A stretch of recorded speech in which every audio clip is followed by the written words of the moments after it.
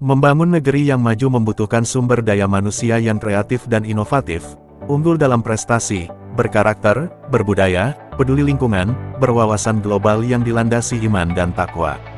Tentunya pembentukan sumber daya manusia tersebut dibangun melalui misi dan visi menghasilkan sumber daya manusia yang siap bekerja dan profesional. Salah satunya untuk mewujudkan pembangunan SDM diperlukan Lembaga Pelatihan dan Kerja atau LPK, seperti terbentuknya LPK Pandega yang sudah 30 tahun terhitung berdirinya, sejak tanggal 2 Mei tahun 1995 mengabdi dalam upaya sumbangsih membangun negeri. Sekedar catatan, LPK Pandega beralamat Jalan Kontesa, 1A, Kartasuro Ngabeyan Sukoharjo, Jawa Tengah V atau di depan SMP Negeri 1 Kartasuro, di jalur menuju Bandara Adi Sumarmo. Menurut Dr. Randa Laili Hidayah Dwirini Direktur LPK Pandega yang juga alumni Universitas Gadjah Mada tanggal 6 Mei tahun 2025, mengatakan, berdirinya LPK untuk meningkatkan kompetensi peserta didik untuk memasuki dunia kerja, baik di tingkat nasional berdasarkan IMTAK dan IPTEK.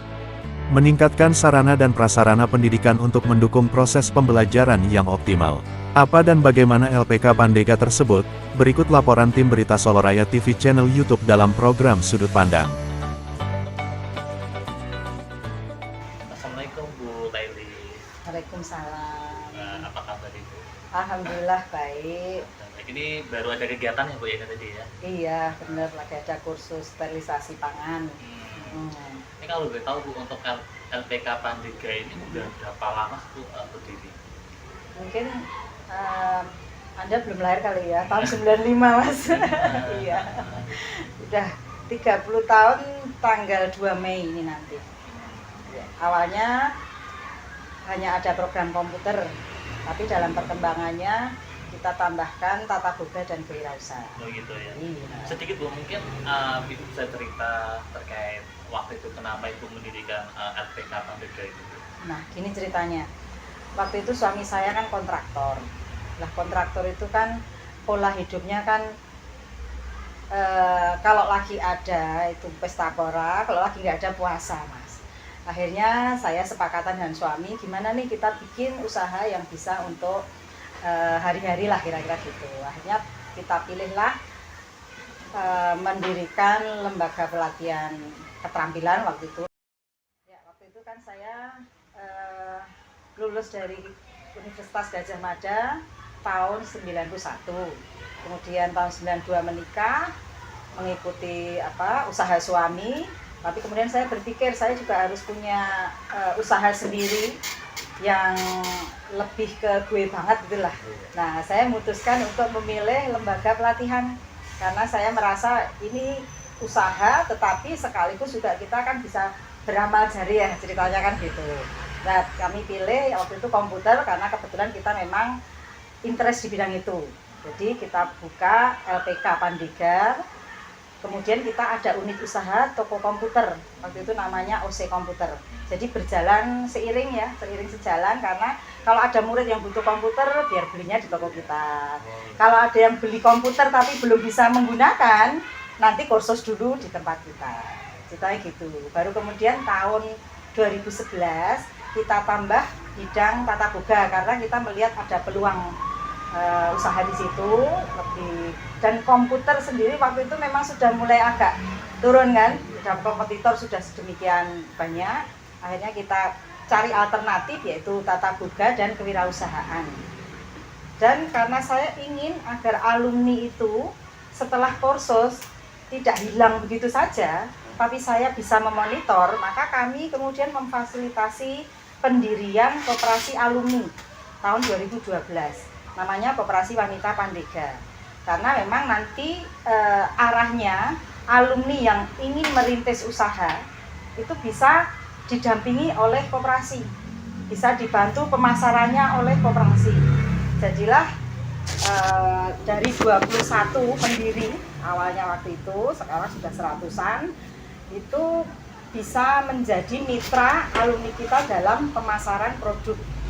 Bahkan di tahun 2018 koperasi alumni ini menjadi koperasi wanita terbaik di Sukoharjo.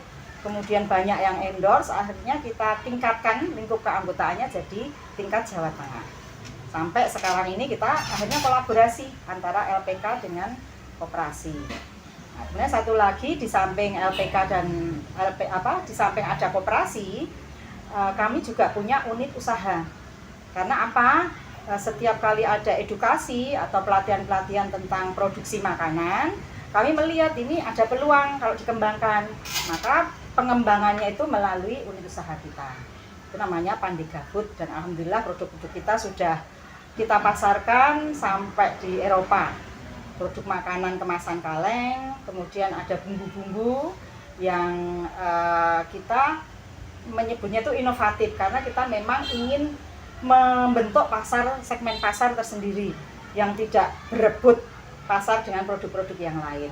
Jadi kalau yang bumbu-bumbu itu belum ada kompetitornya, seperti Inoles itu produk berbahan lemir rajengan, itu flavor seafood, yang mana di pasar luas yang ada kan ayam dan daging.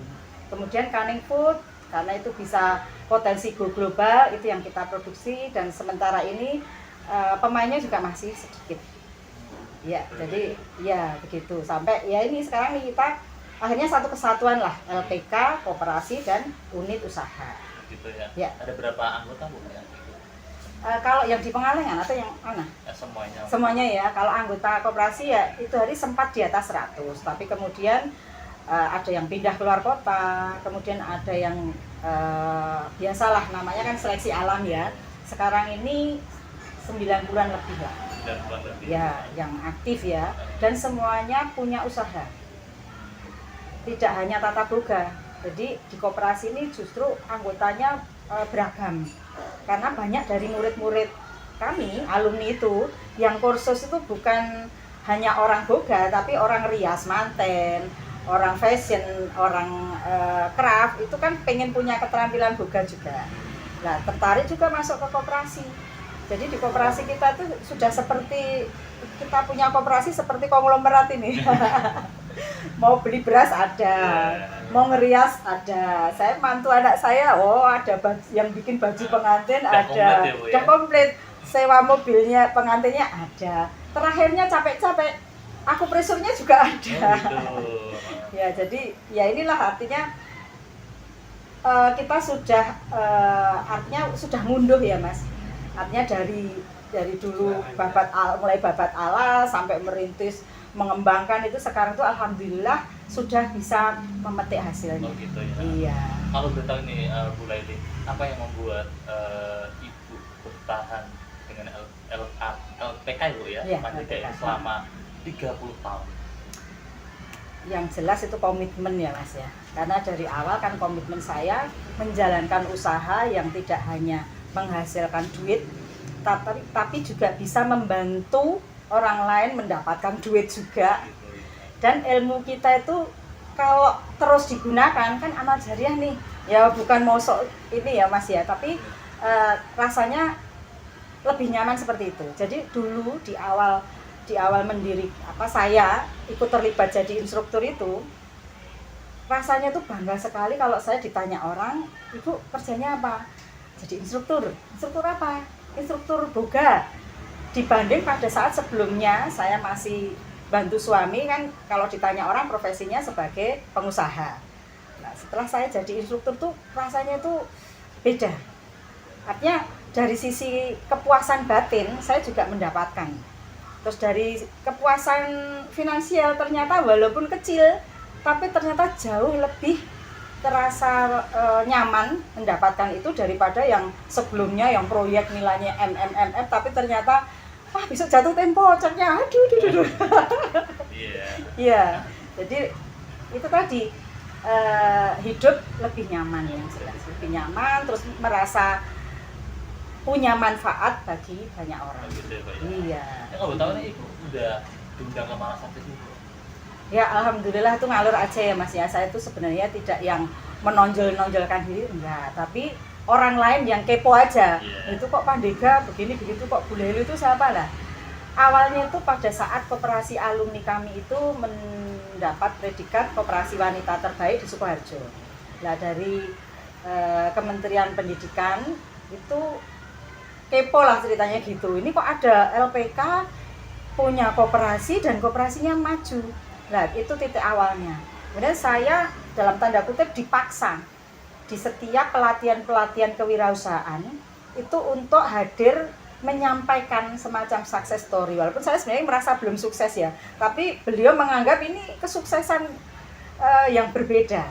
Tidak sekedar lembaga pelatihan, tetapi ternyata bisa menginisiasi koperasi dan koperasinya maju.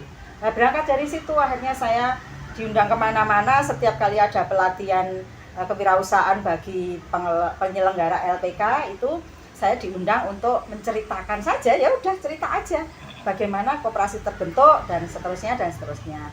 Nah kemudian berikutnya pada waktu COVID waktu itu di saat orang-orang banyak yang tenggelam, alhamdulillah saya justru itu titik balik saya untuk mengembangkan produk. Di waktu itu ada permintaan dari Kementerian Koperasi UKM untuk memberikan materi makanan olahan yang siap go global. Nah, kemudian dari berbagai pertimbangan dan baca-baca literasi itu yang memungkinkan adalah canning food, makanan kemasan kaleng. Nah, saya belajar detail di situ sampai kemudian saya siapkan materi terkait untuk pengemasan makanan kaleng. Berlanjut setelah itu dari mulai tahun 2021 pembicara di kampus UKM, kemudian diminta juga Pupuk Kaltim Bontang oleh CSR PT Pupuk Kaltim Bontang untuk mendampingi UMKM binaan mereka. Waktu itu di awal untuk pengolahan makanan berbahan limbah rajungan.